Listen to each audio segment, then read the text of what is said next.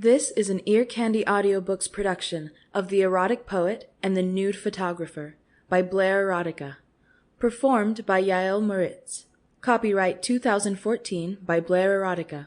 Performance copyright 2014 by Ear Candy Audiobooks. All rights reserved. The moment she walked through the door, she felt his gaze on her, brushing over her face and body as gently as a lover's touch. Then she watched his expression change from astonishment to eagerness as he raised the camera, which was draped around his neck, and began clicking off shots.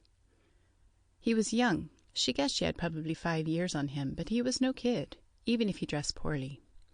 He had that scruffy art college look with jeans and ragged t-shirt and longish hair. He moved gracefully, dancing in bare feet over the wooden floor. The clothes, the hair, made her aware of her clothing, which was simple but high quality. She didn't feel overdressed, however, as her silk blouse and cotton skirt were almost outside of fashion, one of those timeless looks women could achieve with work. Her clothing helped her remain difficult to see. She wasn't surprised by the way he dressed, that kind of affectation or unawareness of his appearance, whichever it was in his case, and the polar opposite of fastidious costumes were the normal extremes the creative people she knew inhabited. After a while it meant nothing. The room itself provided the only surprise. "This isn't what I expected," she said, her first words referring to his studio. She studied the room, hearing him click off pictures and not facing him. She saw promise in his obvious pleasure with this strange introduction. Strong morning light came in from an open window, wrapping shadows around her body as she moved toward it. The light caressed her tight cotton skirt and followed the contours of her breasts over her silk blouse. It painted sensuous lines on the backs of her stockings, accented the curve of her calf. The seductive morning light striped her body as she moved. "What did you expect?" he asked, still shooting. "Why did you expect something specific?" She waved a hand. "Marguerite," she said. "She told me that you were the best nude photographer in the city." She paused, wondering if she should tell him the rest. "Perhaps anywhere, actually. So I suppose I expected a more elegant studio."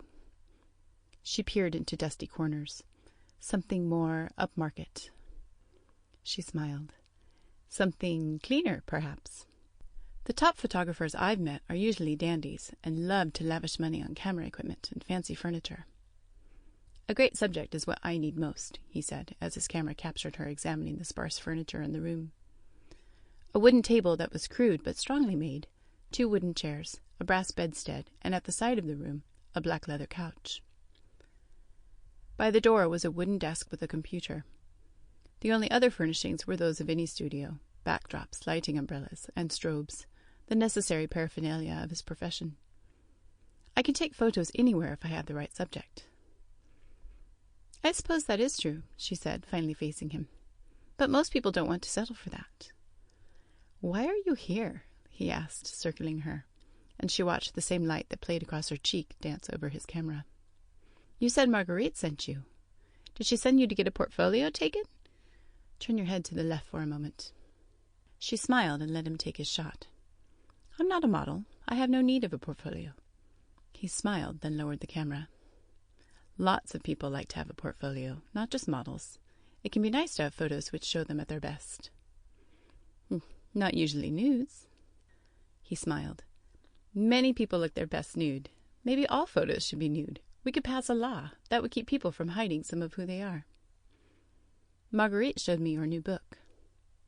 His camera whirred as he zoomed in on her forehead. "Ah, well, she likes my work." He paused. "And she must like you a great deal to show you the book before it is released. Are you a reviewer?" "We know each other well," she said. "So you've seen the new photographs?" "Yes," she said, looking at him, seeing mostly the camera in front of her face. Her eyes were open wide at the moment the shutter moved.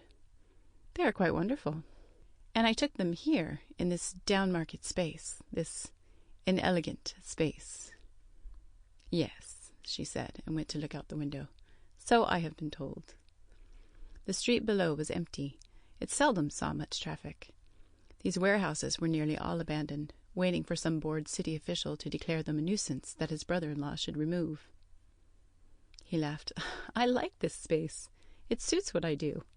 It softens my work, makes me see the human and the humor in it, and in life." She nodded. "Your sense of humor Sample complete. Ready to continue?